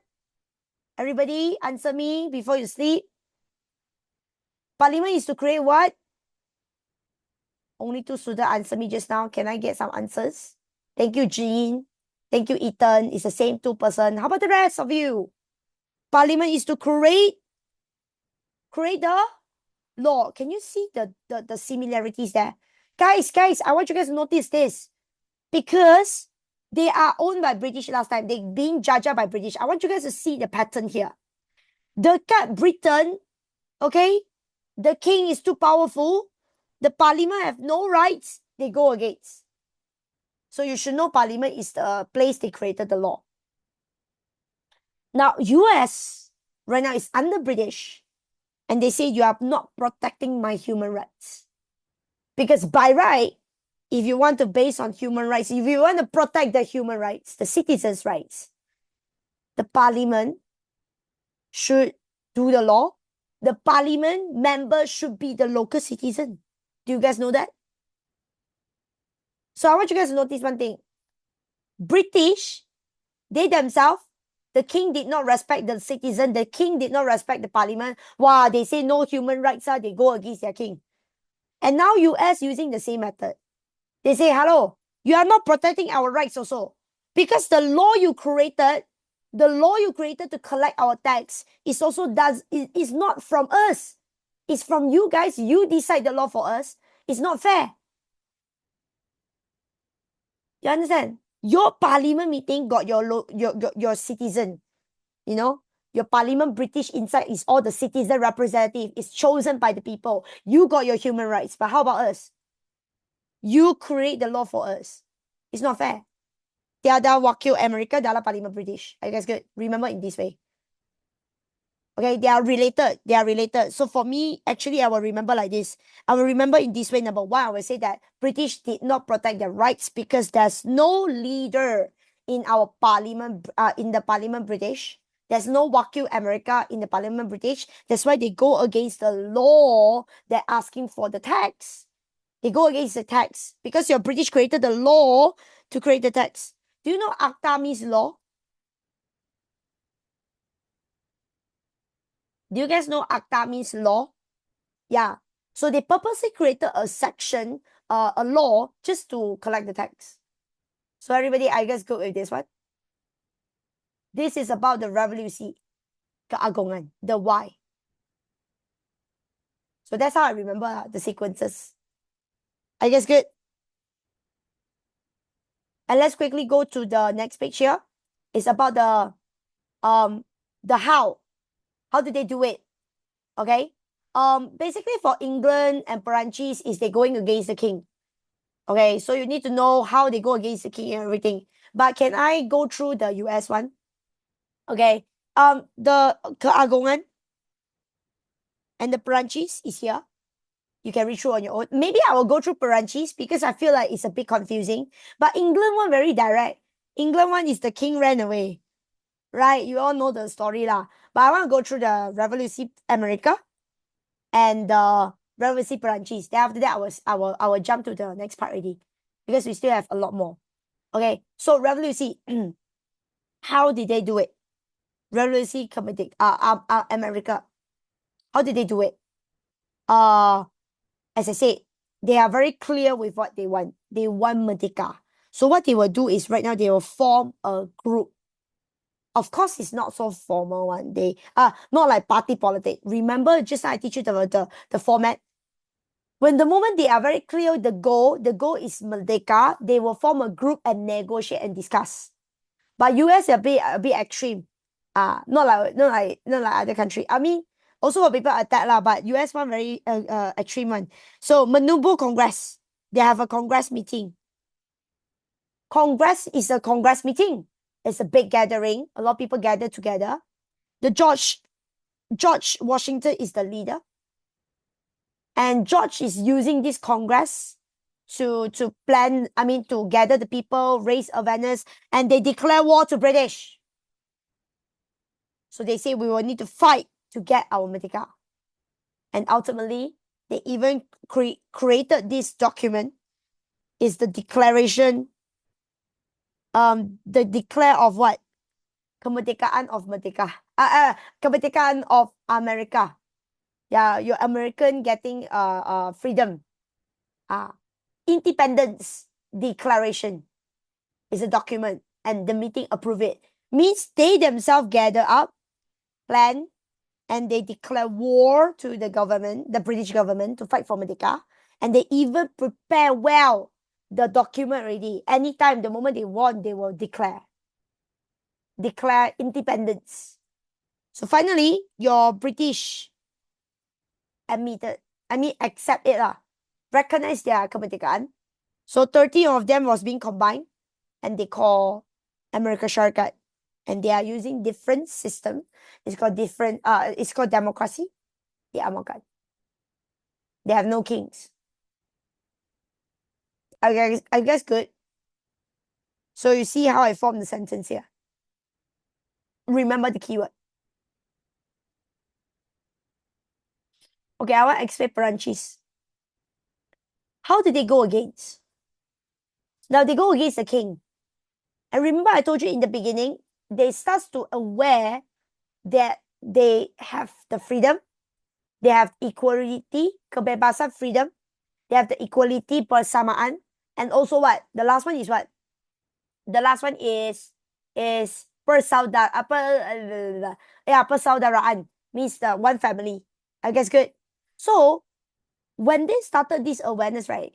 Okay, it tells you that citizen matters. Your voice matters, each and every one of you. We are all citizens and we are very important. So do you know how they raise awareness? Like how they tell the people your voice is very important. You have the human rights. How do they share that? They wrote this social contract. They wrote this and telling the people your power of your voice. Suara rakyat ialah hasrat umum. Citizens' voice is the main public wish. So therefore, the power of the citizen should be higher than the king. Kedaulatan. And therefore, because of this, they raise awareness already ma. So citizens, they all know, you all know your rights.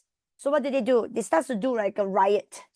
So they start to menggempur, the citizen menggempur the penjara, and they go against the Raja Louis. Okay, you know what?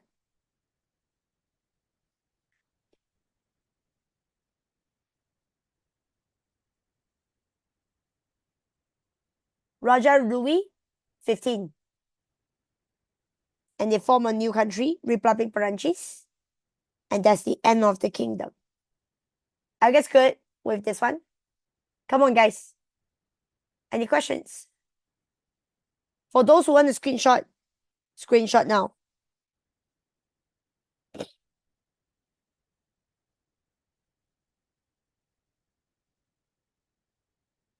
Let me know if you're done.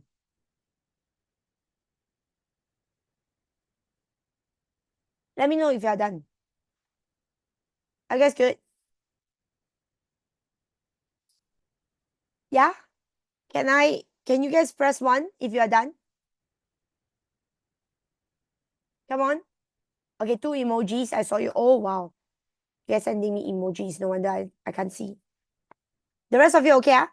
Now, if you guys are okay, then we shall look at the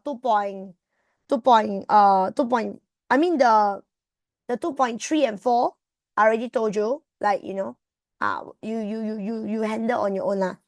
Philippines and Thailand is the one that I would suggest you, if you really want to study, you study these two first. Because they are unique, they are unique, okay. Now 2.5. Now 2.5 over here, everybody listen. Now 2.5 over there is about what?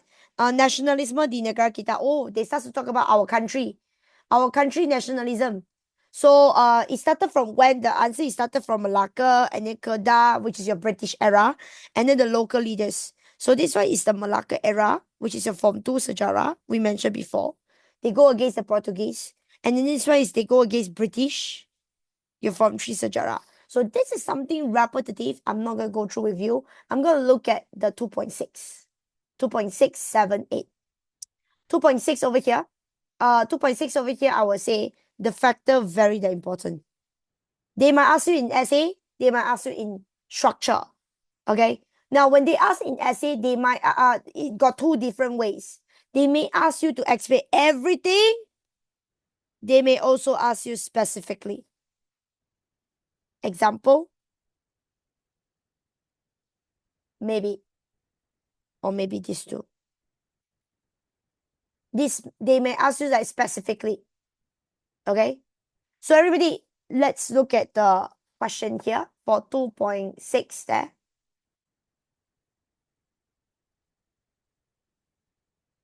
I will look at the page of 19. Page 19 over here, everybody. I will focus on part B, page 19.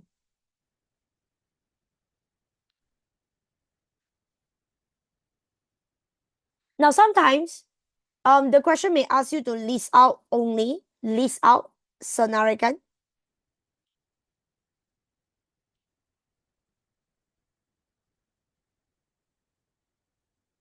Do you know in Malay, the word can be berikan, nyatakan, apakah. So if you see all these Malay words, senarikan, nyatakan, berikan, apakah, normally you can just directly write the answer here. Or at least you form a short, simple sentence like faktor pertama, faktor kedua, ketiga, keempat, kelima, keenam. Are you guys good? Now, I know some of you cannot remember in this way, but let me teach you the way how I remember back then. So, I tell myself, okay, why suddenly our country was being inspired and then like, we have the nationalism. Number one is because religion plays an important role. Now, when we talk about our country here, not to be racist, but you go back to the context. You go back to the back, like long time ago. Our country, the people here is what? The Orang Asli, Bumi Putras. So, in this case, when we talk about the nationalism, it's more focused on Malay. I'm not saying that Chinese and Indian, they are not nationalism, but they focus on their homeland. So, this area here, our country here in the beginning, who are the one that, nationalism, Malay. That's why agama is very important. Agama Islam, right? Influence them. So number one is agama.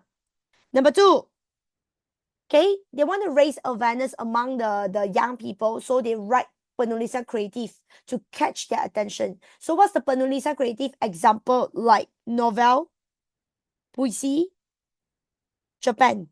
Actually, I have a question last time when I'm young. I asked my teacher, when it comes to all this nationalism, it's something serious, How can they just write a novel, puisi, or even a Japan, and they just like share and inspire the people? I don't get it. And then this is what my teacher told us. Because I told my teacher, they should write newspaper and to raise awareness, to tell everybody, it's time to fight for the country. It's time to rise up. And my teacher asked me one question. Do you love to read newspaper? I say, I don't like. So that's the problem. The reason why you see, this is how I remember. The reason why we write penulisan creative first is because you need to inspire them, catch their attention, make them get interested to like this topic called nationalism. Make them aware. So you need to let them read the story first. Use storybook to catch their attention. Only you bring the newspaper, akhbar majalah.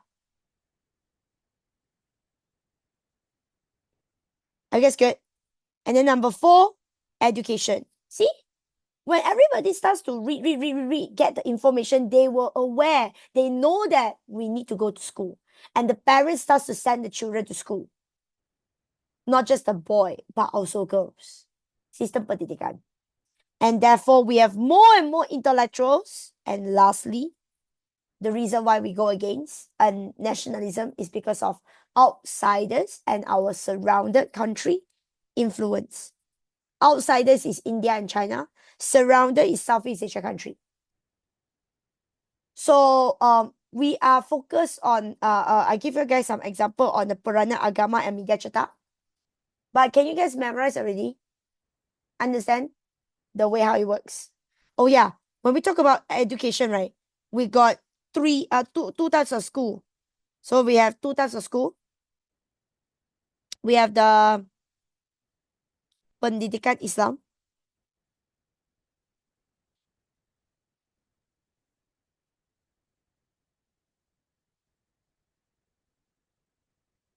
And then we have the English school and Melayu school. Same thing. When it comes to our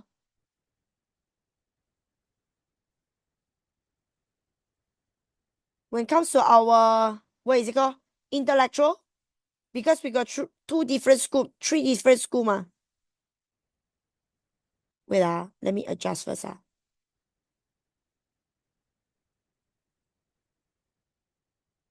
I repeat just now when I mentioned that our education system, we have three types of school: Islam, Malay, English. Same thing goes to the intellectual. Intellectual means smart people, educated people, knowledge people. So you graduated from school, what school that you got that knowledge of? So same thing. Then Serantau is all those India, China, Japan, Indonesia,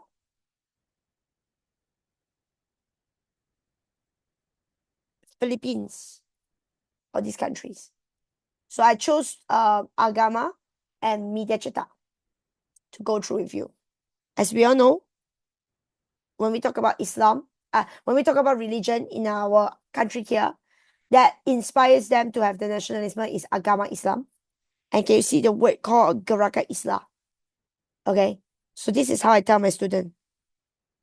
Gerakan Islam, it means, no, it doesn't mean that, but the way how I remember it is this: bacalah Islam. You see, they can just say Gerakan Islam, but why they call Islam, I don't know. But this is how I remember: bacalah Islam. So you see, they say you need to go back to the real Islam. Based on how Quran and Hadith go against the Westerns. That's what the context says. Now, when it comes to Media Cetak, it's about the newspaper and magazines. And what is their job? Their job act as a spreading of information and spread the news and the information. And the contoh over there, I will suggest you just give me 2 lah. Yeah, contoh also 2 to 4. Maximum is 4. Okay? Don't need to write all. So they're telling you a lot of new ideas. Okay? And then Fajar Sarawak criticized the Brooke family. And actually, we have a lot more newspaper, but I'm just giving you 2. I guess clear. I guess all good.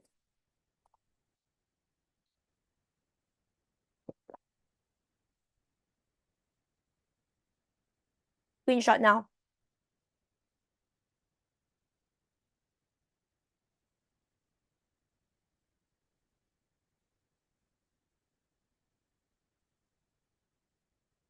Now, everybody, if you screenshot already, press 1. So that I know that you are done. We are good to move on.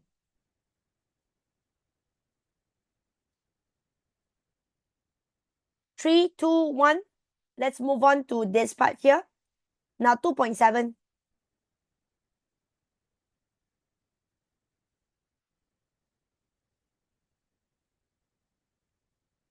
Now 2.7 over here. When we talk about perkembangan nasionalisme, everybody, just want to let you all know what is perkembangan means. Development, 发展.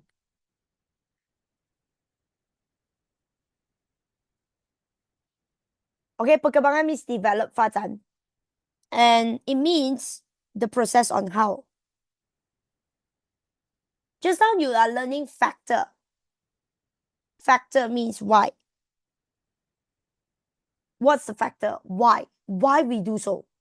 You know the reason why already, and it's time to know the process how.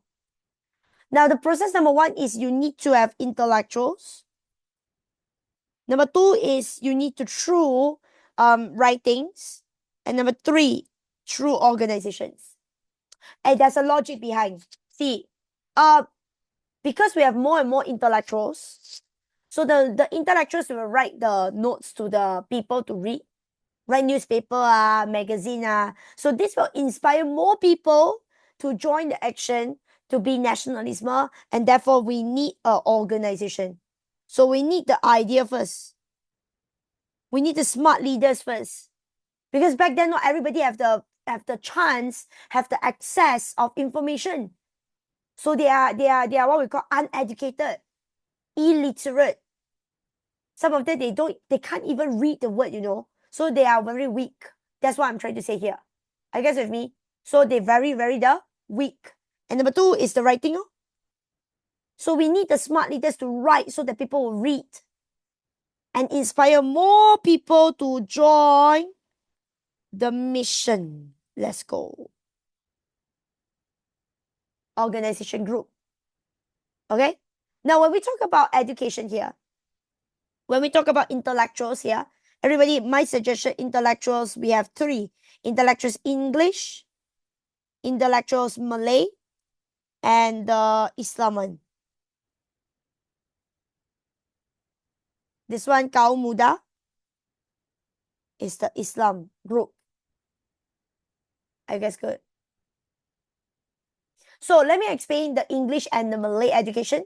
Now, when it comes to English and Malay education here, everybody, English education here, I will say they are graduated from MCKK. So you're telling me they graduated from MCKK to train the anak bangsawan to work in the government. This is the beginning. So you see, if you graduated from this school in the beginning last time, they formed this school is to train the anak bangsa. Anak bangsa. But today, do you know this MCKK school is to train the people to be, after they graduated from there, they will be the government officer in the government.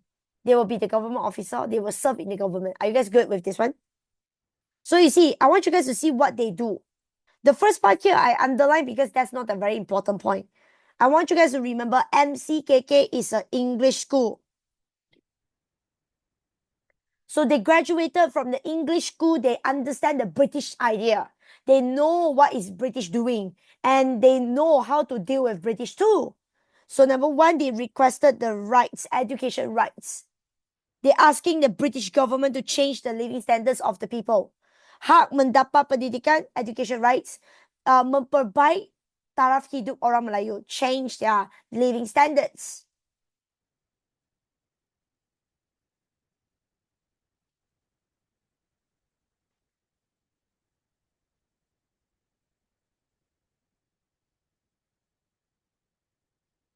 So you see why they're asking the Malay people to study. And then why they say that you study can change the living standards. They're asking for changing the living standards. So, because when you study, right, and you graduated, right, you will get a good offer. Guys, this is the reality. And I hope you guys understand. Stop telling your daddy, mommy that, mommy, if I didn't go to study, right, I didn't study, I will still make money. Listen, your daddy, mommy also know that. But what is the safest route, the safest plan is always education first.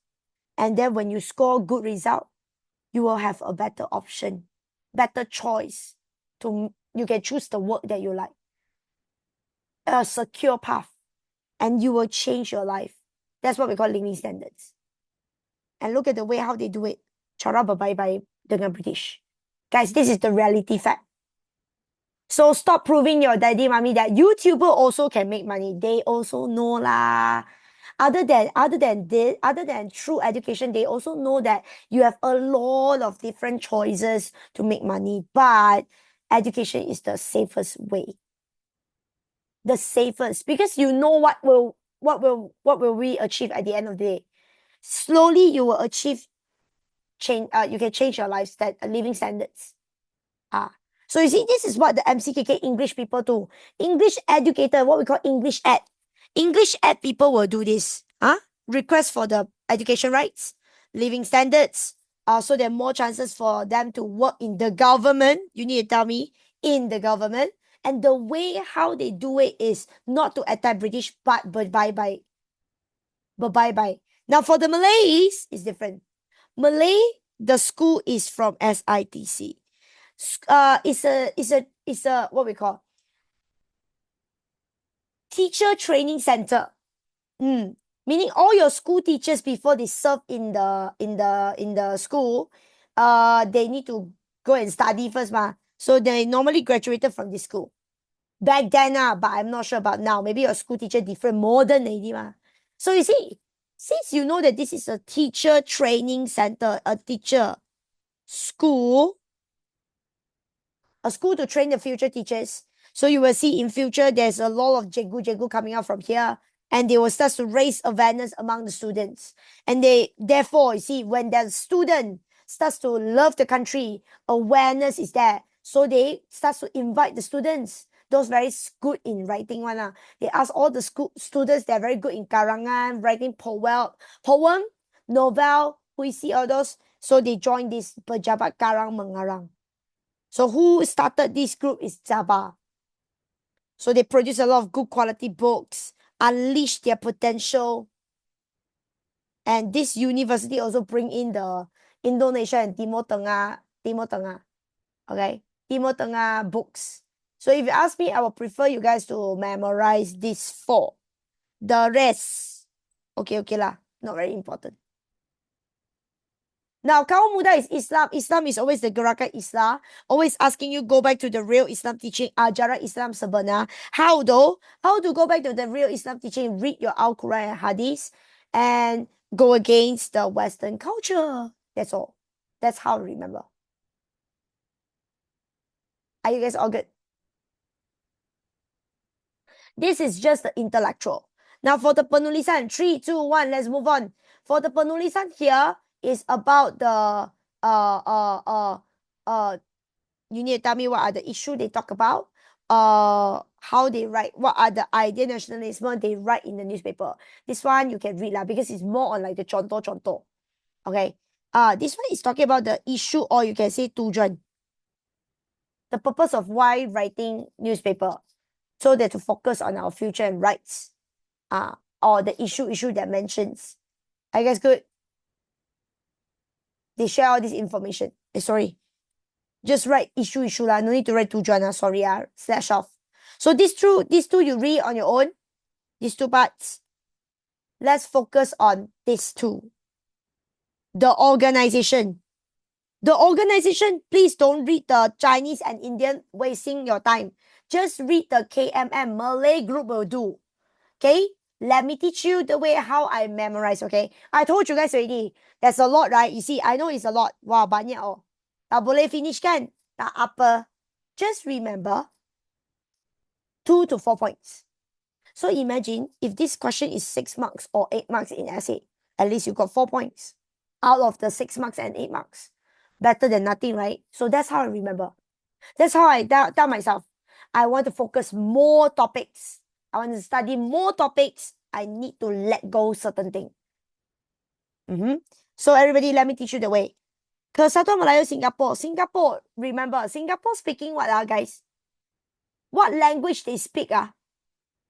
Malay. Normally the citizen, I'm referring to citizen. English, correct. So can you guys remember in this way? Can you guys remember in this way? KMS, Singapore, speaking English, right? No, actually they know Malay. Singaporean, they know Malay, but their Malay very bad only. Last time they joined us, so they should know Malay. It's just that they're very bad in Malay lah. Yeah, you will learn this in future, okay? But now focus on Singapore. Remember in this way. Singaporeans speak English. They are English at. You need to remember, they are English educated. They receive English education. So remember, KMS, the leaders that join KMS, the leader that in this group, they are the one that serve in the government because they graduated from the English school. So you see, that's why KMS sees that what? They encourage the people active in the government. KMS encourage their members, be active. Why they can be active in the government? Because they're English educated. And why they need to be active in the government? They say that if you're active in the government, we can defend the Malay people's benefit in terms of politics and education. So that's why they encourage the people, go for higher level education. If you can study, go for higher level. If you cannot study, go for technical school. See, English ed. They keep on asking, you see. So the way, so guys, what did they do? How did they request all these things? They work with British. They kerja sama dengan British, friend with them lah. And then they asking for chances to give Malay, more and more Malay people to serve in the government. These are what we call the English educated leaders. English educated leaders. That's how they do. Now the other one here, KMM. Now, KMM here is the Malay, already told you is Melayu Muda. Okay? Remember? Young people, they are more crazy, or what we call radical Malays. Why I say so? Now, this one is Malay school. This one is Malay school. And the word here is a Malay educated. KMM. So, English educated one, because they are English educated, they are focused on education, serving in the government. So you remember, English educated people, they got the format. But for the other one, KMM, Malay group, they go against British. That's why you understand why I say they're crazy. They're very radical. They just straight away go against British, their target. And they want to form this new government called Melayu Raya, which is combining West Malaysia and Indonesia together. Now, in the beginning, they go against using newspaper. They only go against using newspaper called Majalis. But they did not attack. They did not attack. They just go against only. But British says you are radical, because you openly go against British and you anti-British using writing. Although it's using writing only, but you are still going against. Radical, crazy people. Xiao are you? Crazy you go against me like this. Are you guys good? So my suggestion, you remember all these important points here. Okay? Now, one last part before you go is about the Kesan. Kesan nationalism. Now, when we talk about Kesan, we have the Kesan politics, economy, social. Okay? And can I tell you a fun fact? No matter you look at politics, social, economy, PES, the Kesan is ultimately related to education. Education is the key, because you need knowledge. And that's why there's a saying called knowledge is power. If you have no education, no knowledge to back you up, it's very difficult for you to go against. So now, let me explain. How do you remember that? You see, when we start to nationalism, and the Kesan is what? The Kesan to the politics, the government. What happened to the government? Now remember, Kesan means aftermath, impact. So after we nationalism rising up, so what happened to the government there? The government there, you can see, we have more and more Malay people serve in the government from 7 to 20. Like this, you get 2 marks. I would suggest you to memorize this too. And the British government starts to decentralize the government. Decentralize means giving back the power to the king and the leaders. Like this, enough already. Like this, enough already. The rest, I want you guys to look carefully. The people start to focus on their future. They form organization. The British stop the leaders, catching them and put them in jail. These are all the impact. But if you ask me, I will go for these 4. Now, what does it mean decentralized? Oh, of course, if you want to go for these 2 also can. Menyekat means stop. So how you stop the nationalism? Catch them. Put them in jail. Cannot kill them. Catch only. Now, what is decentralized? Decentralized means what? No longer center. No longer central. See, last time decentralized means what? Everything is under British. But now decentralized, no more central. No more central government, meaning British giving back the power. That's why I use the word mengembali. This is what happened to the government. See? Now, economy. What is the impact in economy? Economy means what? Earn money. So, people start to love the country. So, what happened to the economy? The people start to aware that we need to make our economy better. We need to control back our economy. So, therefore, this group of people starts to what? Membangkitkan semangat berniaga. Telling the Malays, we need to berniaga. And then if you remember the name, then go ahead lah. But if you don't remember, it's okay. So for me, I will go for this one. The Malay leaders. Kaum Muda, the Islam leaders. And you see here, everybody. You see here, when we talk about economy, right, it's not about doing business, money. But your British suddenly talks about what? Education. They say British only focus in primary education. So it's very difficult for you to change your living standards. Are you guys with me? Your British only focus on primary education back then. So it's very difficult. Menyukarkan. It's very susah to change your living standards.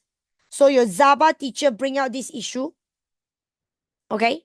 Your Zaba teacher bring out this issue in the university, telling the teachers to focus on higher education and focus on English. See, it's about education. Because you want to make more money, education. Study. Okay? So, in fact, the newspaper right now also raise funds to sponsor the student to continue further the studies at overseas. One of the people here that received this fund is the Tunku Abdul Rahman. Now, social is referring to the society. You want to change your social life. Ultimately, still study. See? Newspaper, magazine, and the organization reminded the people to fight for your knowledge. To request knowledge. Study. Menuntut ilmu. And not just study in the normal school. You see, normal school also, Sekolah Melayu, but also madrasah, higher level. Encourage them to write their own magazine to raise awareness. So therefore, we have more teachers. You see, when more and more people go and study, we have more teachers. And more teachers go back to the industry to serve and change the education status. And it's like a cycle. So everybody, are you guys here? Okay. The last few parts is about the Indian and the Chinese is on your own. I personally think that is okay. They start to form the groups to protect their social benefit. I personally think that one is very normal. So guys, these are all the questions. These are all the important topics here. Are you with me? So you see, now you understand why I say ultimately the kesan is always, after we do all those nationalism, what happened, what is the main impact is about people focus on education. Because they know that they want to serve in the government. If I want to change the government, I want to serve in the government, I need to have knowledge. If I want to make more money, make the economy better, I need to have the knowledge so that I have the power, earning power to change my living standards. Low education, low power. Lower, your power is lesser. Your ability is lesser. So before you know this thing, okay, social is also study. Okay, so guys, now you have an idea on how to study it. So everybody, that's the chapter 1, chapter 2 revision. I hope it is, you know how to use the checklist, and you know all the exam format and stuff like that. So don't stress. Make use of your time. Time management very important. Don't just start at one chapter. You need to focus other chapter too. So study 2 to 4 points. It will be good. Have faith, and God bless you all. Bye-bye. Take care. I see you guys in the future, or my normal student, I see you guys next time. So if you guys have no question, that's all lah. The answer we will upload, okay? Thank you so much. Bye-bye. Don't worry. God bless you all. Bye-bye. Take care. I end lah. If you guys have no question, bye.